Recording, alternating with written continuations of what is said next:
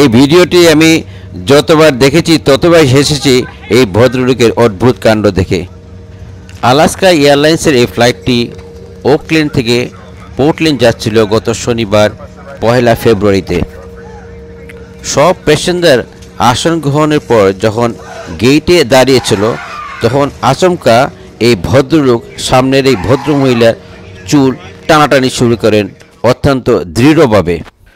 32 বছর বয়সী এরিকার চিৎকারে এক কেবিন ক্রু ছুটে আসেন এবং ওই ভদ্রলোকের হাত থেকে তার চুল আলাদা করার চেষ্টা করেন এবং ব্যর্থ হওয়ার পরে উনি উনার চোখে মুখে পাঞ্চ করা শুরু করেন এবং এই আঘাতের ফলে ভদ্রলোক অবশেষে বাধ্য হয়।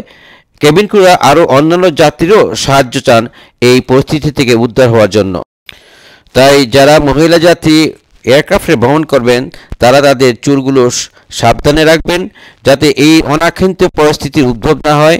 এই পরিস্থিতি আপনি যেমন মাথায় আঘাত পাবেন এবং এই যাত্রাও পরিত্যক্ত ঘোষণা করতে বাধ্য হবে ক্যাপ্টেন। আমি সাথে আরেকটি ভিডিও যুক্ত করেছি, যারা দেখার বাদবাকি অংশটুকু দেখতে পারবেন।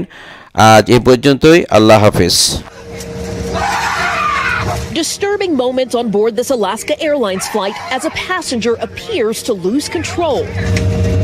A flight attendant jumping in to subdue the man, at times punching him, trying to get the passenger to release the hair of 32-year-old Erica Ramos sitting in front of him. I told her for hair, sir.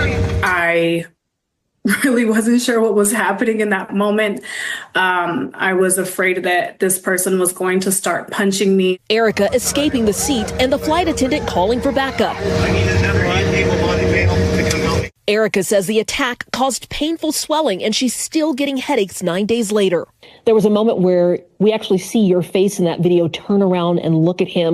What were you thinking, and did you say anything to him?